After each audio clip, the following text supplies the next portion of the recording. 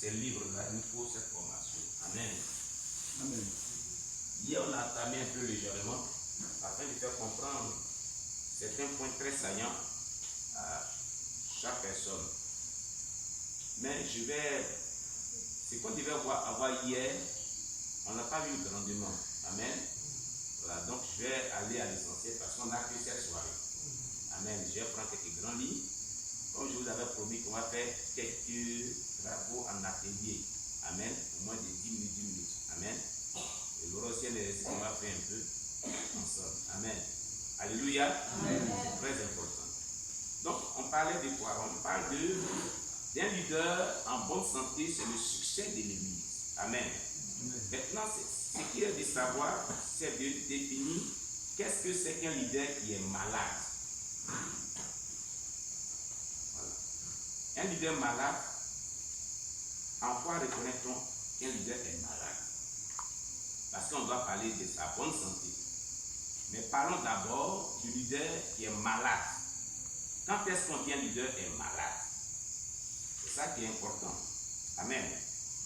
Parce que en toute chose, nous devons savoir que le succès de l'Église dans sa vocation se doit d'être reconnaissant en ses leaders qui sont en bonne santé. Voilà. De même, l'échec de l'Église dans sa vocation est à cause de ses leaders malades. Vous voyez? Alléluia. Amen. Alors, le constat général que nous avons fait est qu'une église est en bonne santé lorsque son leader est en bonne santé. Voilà. Et une église est malade lorsque son leader est malade. C'est ça. C'est-à-dire que c'est la vie du leader qui fait l'église. Amen. Amen. C'est la vie, sa relation avec Dieu. Et sa relation, quand elle est en bonne forme, l'église marche bien. Amen. Amen. Quand elle a une bonne relation avec Dieu, l'œuvre va avoir forcément du succès. Alléluia. Amen. Et donc, ainsi, dans des cas un peu particuliers, on peut trouver des cas particuliers dans lesquels on trouve rarement, voilà, de manière constatée, de manière rarement, on peut trouver un leader qui est en bonne santé, malheureusement, il y a l'église qui ne fonctionne pas. Ça, c'est très rare, ce sont des cas isolés, vraiment des cas isolés. Très rare. Amen. Amen. Cela dépend de l'état spirituel et de la sincérité des membres de son assemblée chrétienne. C'est vice-versa. On peut trouver aussi quelques éléments de l'église qui sont en bonne santé, mais on peut trouver le leader qui n'est pas en bonne santé. Soit le leader c'est un sataniste déguisé, ou c'est un agent du diable qui se sert de l'église pour un autre but. Amen. Donc il y a des cas isolés comme cela. Amen. Amen. Alléluia. Amen. Voilà. Donc, ce soir, nous voulons vraiment parler de ce merveilleux sujet et le parcourir de bout en bout. Mais, compte tenu du temps qui nous est vraiment imparti, amen, voilà, on va définir maintenant ce que c'est qu'un leader qui est malade. Amen. Amen. Un leader malade, qui il est? En quoi reconnaît-on qu'un leader est malade? Alléluia. Amen. Quand est-ce qu'on dit qu'un leader est malade? Et quand est-ce qu'on peut dire qu'une église, elle est malade aussi? Amen. Amen. Alléluia. Amen.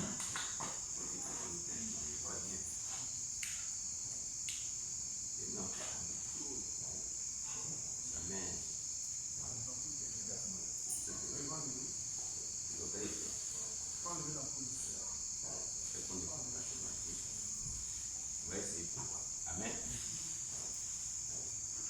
Gloire à Jésus. Amen. Amen.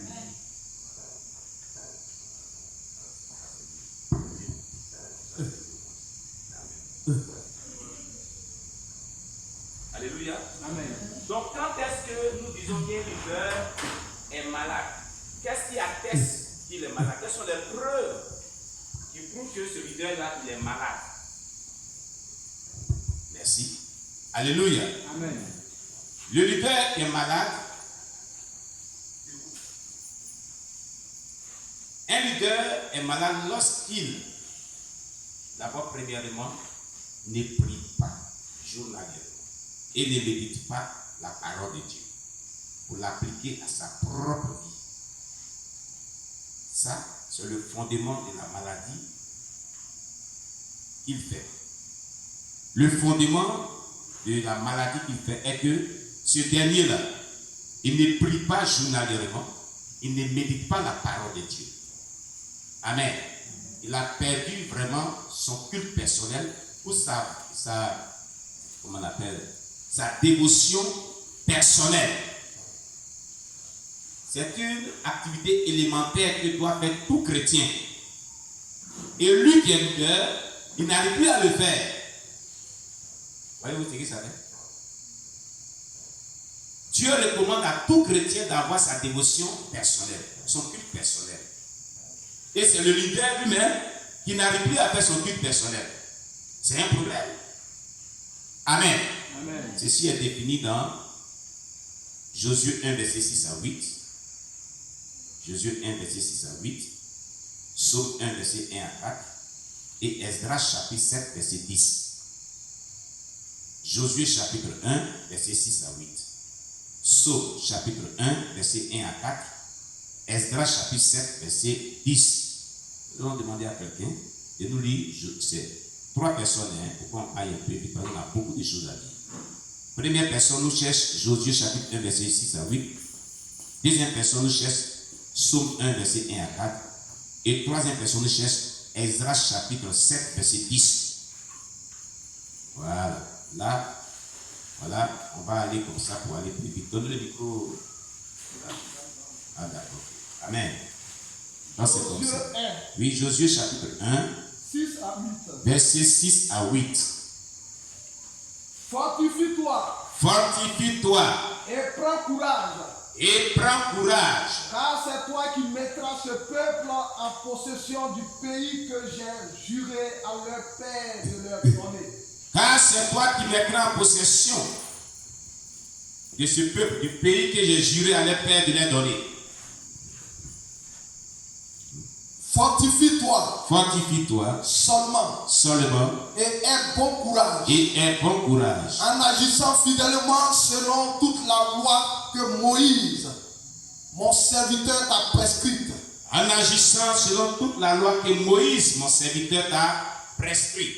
Ne t'en détourne ni à droite. Ne t'en détourne ni à droite. Ni à gauche. Ni à gauche. Afin de réussir dans tout ce que tu entreprendras. Afin de réussir dans tout ce que tu entreprendras. Regardez. Que ce livre de la loi ne s'éloigne point de ta bouche. Que ce livre de la loi ne t'éloigne point de ta bouche. Médite-le jour et nuit. Médite-le jour et nuit. Pour agir fidèlement selon tout ce qui est écrit. Pour agir fidèlement selon tout ce qui est écrit. Car c'est alors que tu auras du succès. Car c'est alors que tu auras du succès dans tes entreprises. Dans tes entreprises. C'est alors que tu réussiras. C'est alors que tu réussiras. Vous avez vu? Quand une église est malade, cette église ne peut pas réussir sa vocation. C'est-à-dire la mission que Dieu lui a assignée. Elle ne peut pas avoir de succès.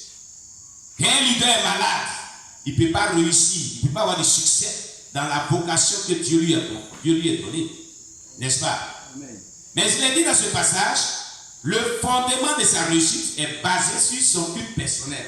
C'est-à-dire sa dévotion personnelle. Le fait de méditer jour et nuit la parole de Dieu et d'agir fidèlement selon ce qui est écrit. Il a dit, c'est alors qu'il réussira dans tout ce qu'il entreprendra. C'est alors qu'il aura du succès dans tout ce qu'il entreprendra. Donc le succès du ministère, le succès d'une vocation, le succès d'un ministère, le succès d'un appel, le succès d'une assemblée chrétienne tire vraiment sa fondation dans le fait que le leader ne manque pas de méditer la parole de Dieu. Personnellement, journalièrement. Et de pouvoir agir fidèlement selon ce que Dieu lui fait comprendre dans la Bible. C'est ce qui va venir transmettre au peuple. Amen. Alléluia.